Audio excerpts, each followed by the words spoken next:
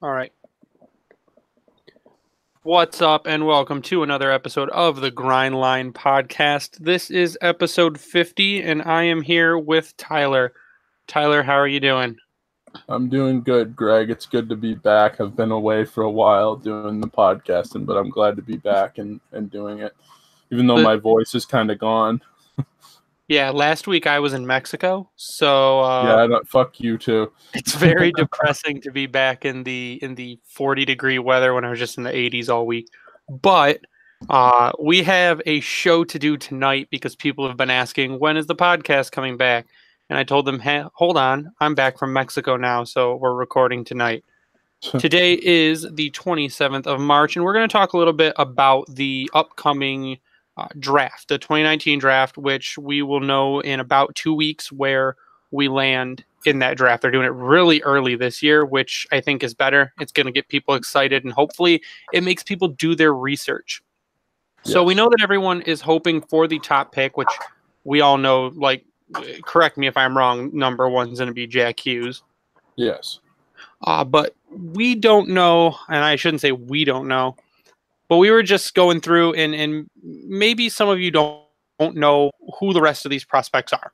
So we're going to break down the Red Wings right now. The lowest they can drop is 6. Yeah, so we're going to break down. Yep. So we're going to break down 3 prospects of who they would take if they landed in 2, 3, and then anywhere below 3. I believe there are 3 people that would be available to us in those positions, which are the people they would take. So we'll start with another one that you guys are probably all familiar with, and that is Kaapo Kakko. I'm going to read his bio really quick, and then we'll go to Tyler, and he'll go through some of his stats and what his thoughts are. So the bio on Kaapo Kakko, and he's basically rated 2 by every draft site you could find: Hockey Prospects, Future Considerations, ISS. Mackenzie's got him at 2. So it says Kaapo is a quick-thinking winger. Kaapo never seems to be in a rush. His heads-up game is exceptionally well and finds himself a step ahead while the play is still developing. He is confident with the puck and capable of handling it in small spaces.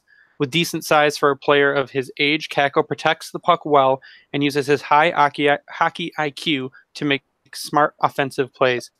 He plays a mature game and is already strong enough to compete with men in the Finnish Liga. Kakko excels offensively and beats opponents with smarts and skill both on and off the puck. So, Tyler, if you want to go through his stats this season and then your take on Kaapo Kakko. Yeah, for TPS in the Liga, which is their men's league in Finland, he had 38 points in 45 regular season games.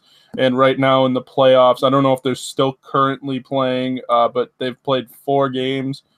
And he had 4 points, 3 goals, and 1 assist, and 6 penalty minutes and a -2. I know the plus-minus stat is kind of dwindling. Also, from what I remember seeing him the most was in the World Juniors this year, and he was tremendous in the gold medal game. I'm not sure how many points he had in that gold medal game, but in the tournament as a whole, he had 5 points in 7 games, and I think one of the goals was in the gold medal game. And he had 3 assists, so he was good, and he really did stand out. He kind of reminds me a little bit of a Patrick Laine kind of player because he is a goal scorer, but he also has some more playmaking than Laine. I don't know if you have a better comp than Laine, but that's what I've seen a little bit more. I think it's on par. I don't think he's going to score as much as Laine because he also has that playmaking ability. I think he's a better playmaker than Patrick Laine. He actually just broke Alexander Barkov's record. So with 21 goals in the season, he was tied for first with Alexander Barkov on the all-time list among under-18 players in the Liga. So at the time, and that's for playing in a men's league under 18. That's pretty nuts. But I think there's a chance that Kakko could surpass Hughes for first overall, especially for a team that needs the scoring and for a team that thinks that he may be a little more NHL ready than Jack Hughes because he's played against men.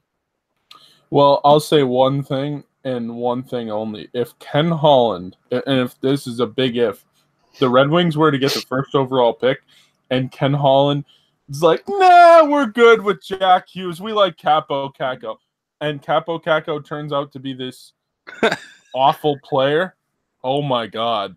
Oh my God. Anything that Ken Holland did in the playoff streak and everything like that, it's going to be gone by the wayside because you wasted a first overall pick. So he better get this one right. I don't think there's any chance in Capo Caco being a bust. I think he honestly, Jack Hughes and Caco are probably the only two guarantees in this entire draft. I feel like there's a little bit of doubts coming out now, and I'm not sure what's bringing it on because they seem to not be so worried about it earlier this year. But we're going to go on to the next person, who is Vasily Podkolzin at number 3.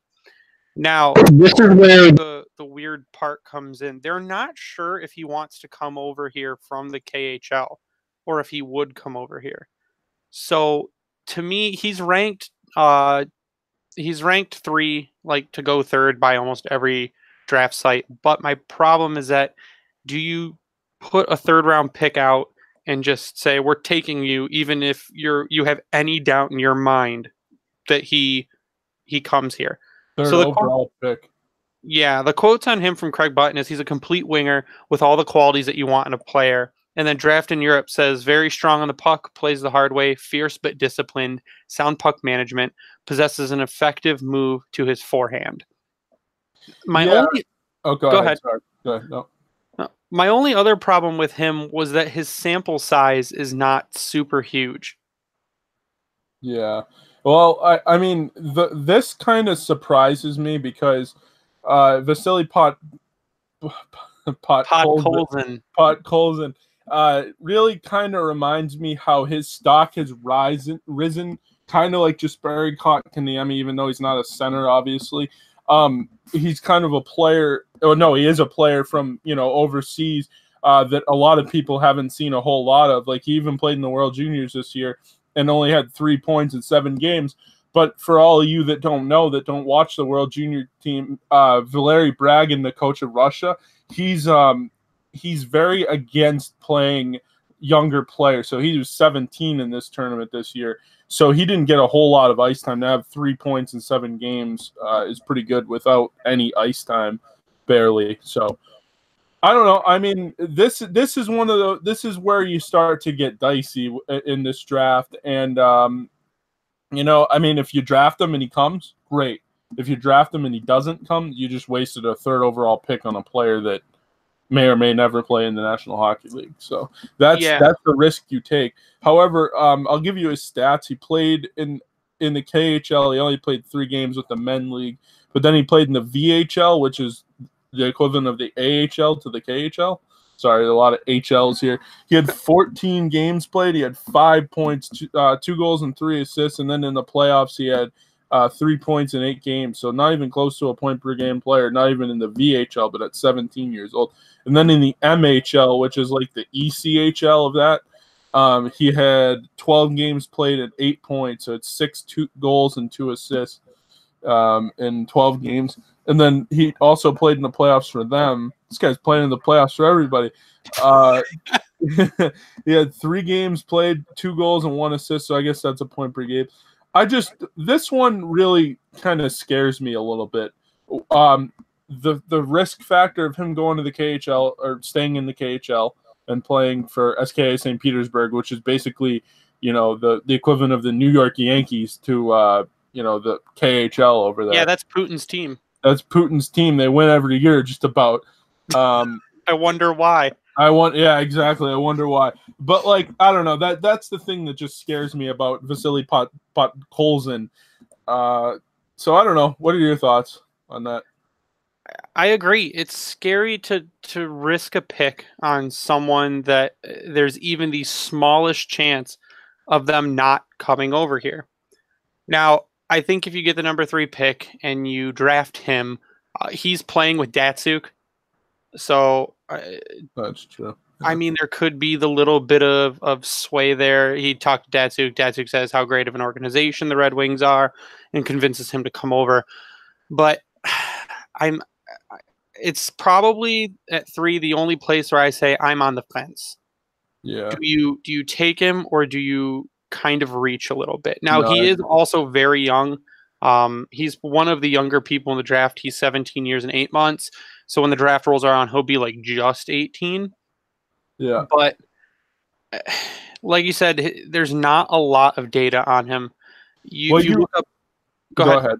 Well, okay. So yeah, you run the risk of doing what Kirill Kaprizov has done to Minnesota. You know, they used I don't know what pick he was. I don't know if he was a first or a second round pick, but they used a pick on him, and he still hasn't come over, and we don't know if he's ever going to come over. And Kirill Kaprizov is a tremendous player. However, we don't know if he's ever going to come over. So the Wild may have wasted a pick there. Yeah, and I guess that's just the nature of drafting Russian players, is that Russia really, really is against them coming over here because they're trying to keep their program alive. I think less so now than it used to be, though. Yeah, but there are still some executives in the KHL that basically tell their players, no, you're not going over to the NHL. So, I mean, they think they have the best program in the world, and they'll say that over and over again, even though they know they don't. I'll tell you what. We talked about this during the World Juniors. I was talking to a friend of mine who kind of is working in hockey right now, and Russia hockey is not even close to what it was 10 years ago, let alone when they were the Soviet Union and they were great hockey players. Not that they don't pump out great hockey players, but that like everybody's kind of the same. And I don't know who it was that was on NHL Network Radio. It might have been Mike Johnson or something. He was kind of saying the same thing, that like the Russians just don't develop like they used to. I mean, maybe it's the training factor that they still do these ridiculous amount of skating drills, and they do a ridiculous amount in the gym, and like the lifestyle and the demand of playing hockey in Russia is so much different than it is here. Yeah, Kaprizov was a 5th-round pick by the Wild. By the way, it was Ryan Whitney that said it on Spittin' Chicklets. That's what it was. Kaprizov was a 5th-round pick, but he's killing it in the KHL. Yeah, he is. Yep. He's almost a point-per-game player every season. Minnesota might get him over here next year. Well, he was drafted in 2015, so that was a while ago. Yeah. So now we'll move on to the third person, and this is where I think if you draft, you could even maybe take him at 3 if you're super sketch about Podkolzin. But if you drop out of 3 and you're drafting between 3 and 6, you're taking Bowen Byram. Bowen Byram is the top defenseman in the draft. There is no one. I would say there's probably not another defenseman that comes close to his level. Bowen Byram is one of the ones that I watched a lot of tape on, and the kid's nuts. He's a great, super sound defensively, but he can also take that slot up right to the right or left of the net. And he's super sneaky, and he'll score from those two areas. But his bio says an exceptionally gifted defenseman that knows his strengths and plays by them. He possesses elite skating ability and is at his best when playing high-energy, up-tempo hockey, which is not really the Red Wings game. He handles the puck well and is able to keep control of it under pressure. He makes calculated decisions that consistently shift momentum in his team's favor. His creativity in the offensive zone speaks to his confidence in his ability to be a game changer. Defensively astute, he actively takes away lanes and limits options for the oncoming opposition. All in all, Bowen Byram is a workhorse that understands how to take advantage of turnovers and shift the pace of play in favor in all 3 zones. And that's from Curtis Joe. But he is ranked anywhere between 5 and 6. I don't think anyone has him. No, he's ranked 4 by ISS Hockey. So he's ranked between 4 and 6. Yeah, I see that. Yeah, if the way the tankathon shakes out and I sim the lottery, you're looking top 6 is probably going to not have really anyone in there that's super, super needy for defense. But I do think Bowen Byram is probably the 3rd or the 4th or 5th best player overall in the draft and the best defenseman.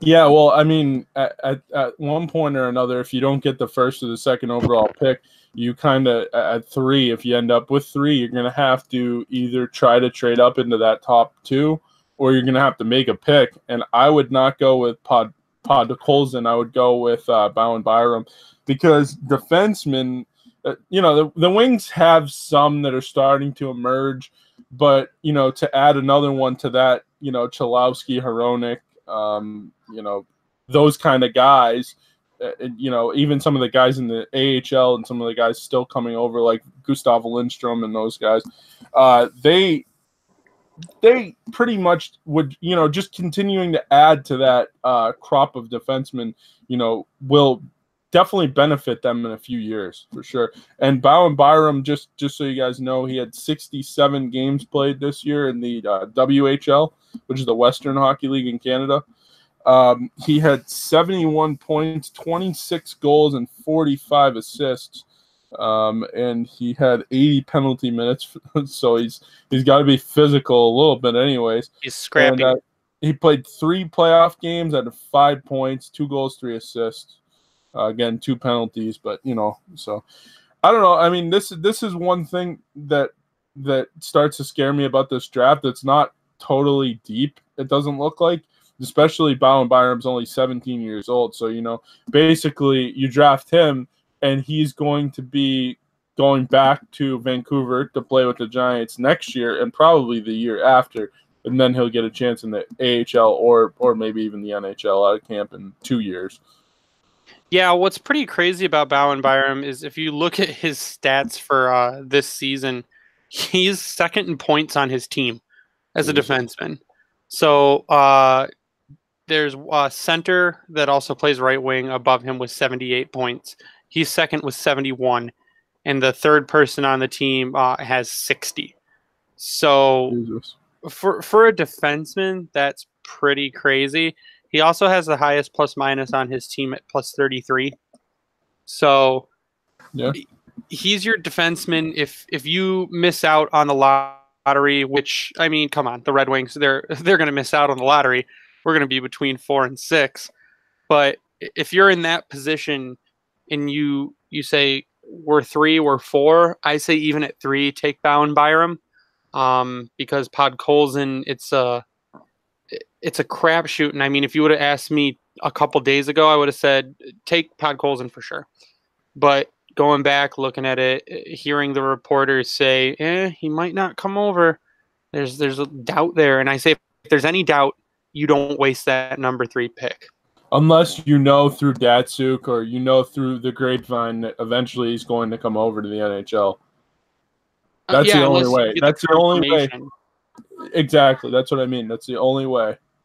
So. Yeah. So, I mean, I think there might be one more that we should probably cover. Yes. And that is, let's say, Dylan Cozens. So, with Dylan Cozens, he is right now ranked number 4 by most. Hold on a second. Let me pull him up real quick.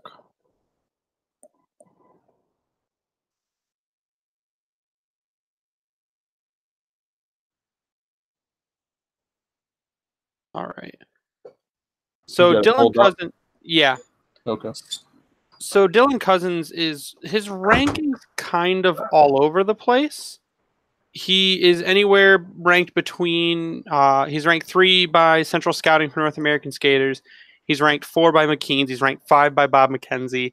But he's ranked 8 by Hockey Prospects. So he's kind of all over the place in his rankings.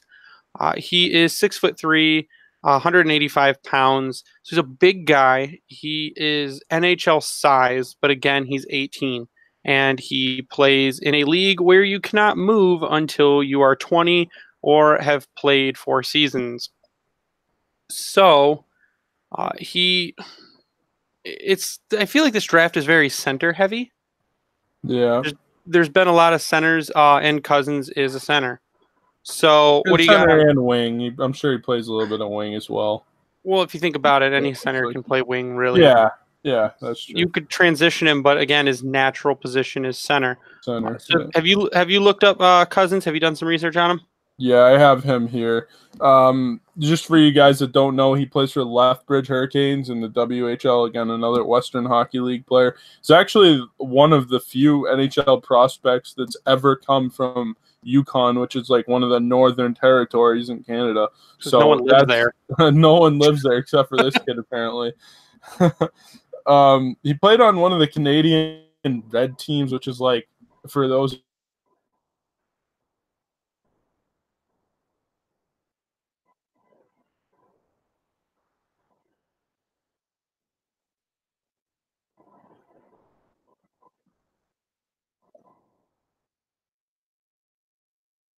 TV like NHL Network, and they played the games in Edmonton at the new arena. The place was like rammed, like every single game. It's insane.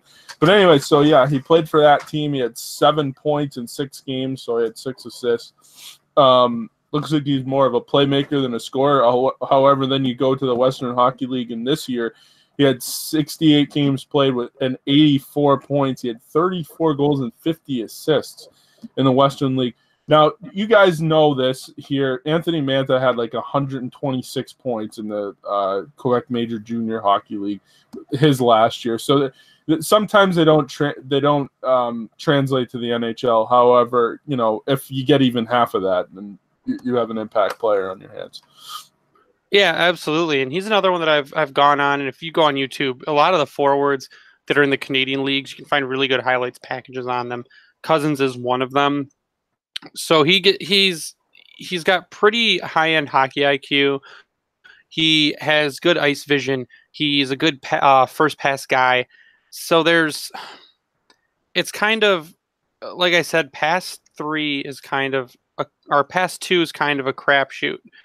And if you go, say, 6 or you go 5 and someone takes Bowen Byram at 4 or they take him at 5 and you go 6, I think Cousins is your only other choice to go there, because then you go down. I mean, you could pick Peyton Krebs, you could pick Kirby Dach, you could pick Trevor Zegras. A lot of people are saying they want Zegras. They think Zegras should be a top 3 guy.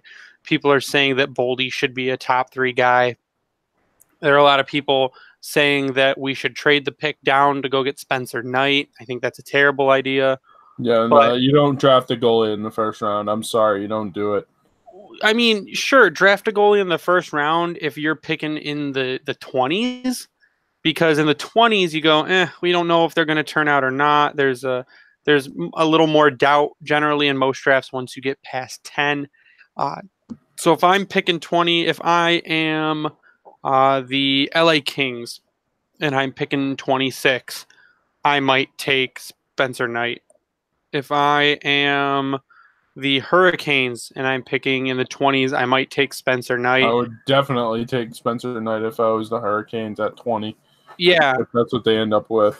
So doing the mock draft with Tankathon, it shows the Calgary Flames picking at 30 and picking Spencer Knight. Smart move. Flames need a goalie. So, like you said, you don't pick a goalie in the first round, but I say don't pick a goalie in the first round unless you're in the mid to low 20s. Yeah, I mean, theoretically, we're going to have a lottery pick unless shit hits the fan. So you have to be you have to hope that that's the case, and you have to hit on that pick depending on who it is. I mean, obviously, if it's Jack Hughes or Capo Caco, either way, they're going to, hopefully hit on that pick. But then if you get the third pick, that's where it gets dicey. You don't know where you're going to go at that point.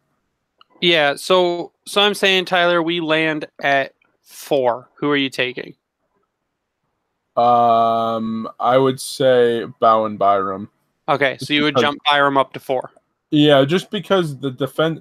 I mean, I know you usually draft skill before need, but in this case, I think you have too many centers. Now, Jack Hughes comes in. That's a whole different story. Jack Hughes is probably better than Veleno. Could be even better than Larkin at some point. So, if you get Jack Hughes, you get Jack Hughes, which is, it could be unlikely, but we'll see. Anything can happen. And if you get Kako, then I mean that's probably the best case scenario. You getting Kako, Absolutely, because you need goal scoring. You don't have a lot of goal scoring. You kind of traded it away with Tatar and Nyquist. Not that Nyquist is a huge goal scorer, but Tatar was last year. And you don't know what the future is going to be with Athanasiou, whether he's going to be a center, a winger, or if he's going to be here or not. So obviously, Kako would be a huge addition. But then after that, I mean, who knows? Your guess is as good as mine. I mean, you just got to hit on the pick or try to hit on it anyways. yeah, but it's the same as every draft. Every draft, if you're out of that top 5 picks, you just try to hit on whatever you can. Yep. Yeah, and what do you think? Do you think you draft for need versus skill, or if you get 3 or 4?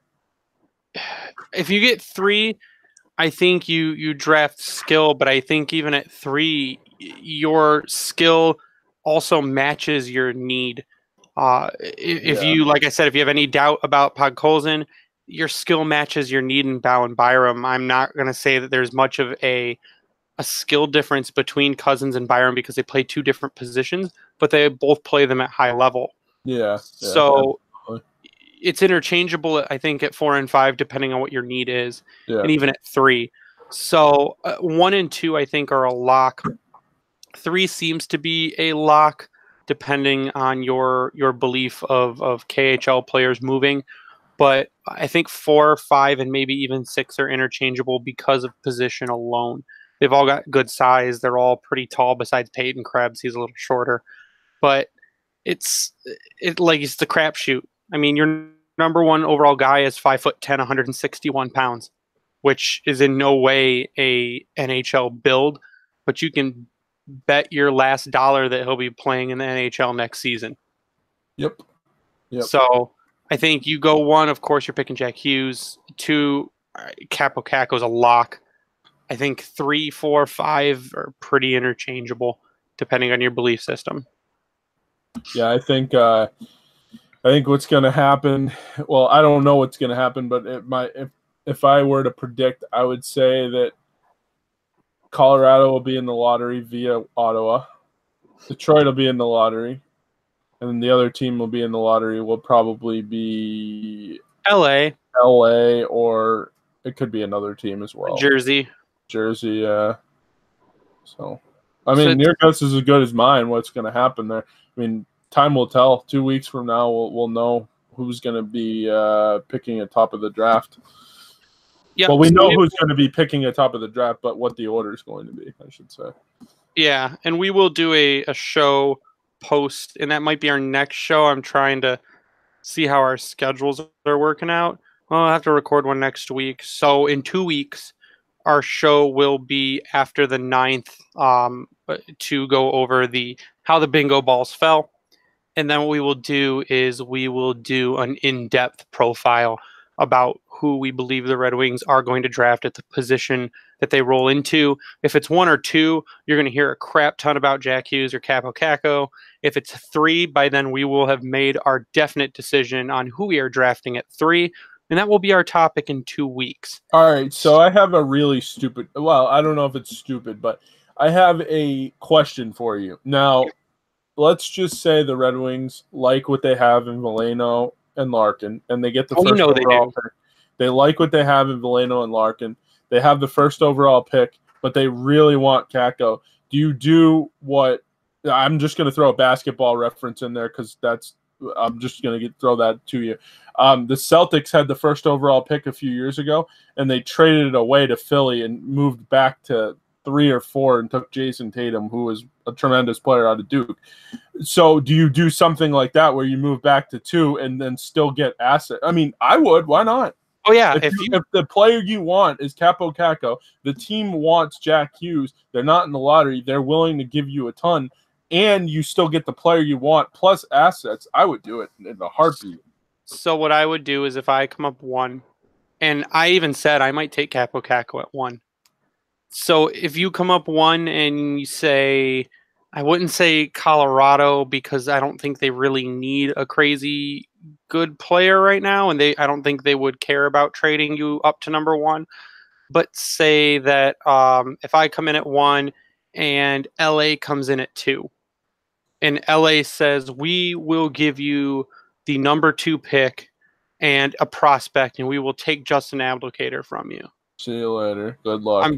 I'm doing that deal all day. If they take a crap contract, they switch picks with us and give us a prospect, that's a home run. Even if they switch picks with us and take one of our crap contracts like Nielsen or Abdelkader, all day. Yeah, I'm switching back and taking Capo Caco. Nielsen's gone. I'm putting Veleno in the lineup. Like, win all around. Yeah, that's a win-win-win situation for the Red Wings. I feel like it's going to be in the top 3. I just could not tell you where it's going to be.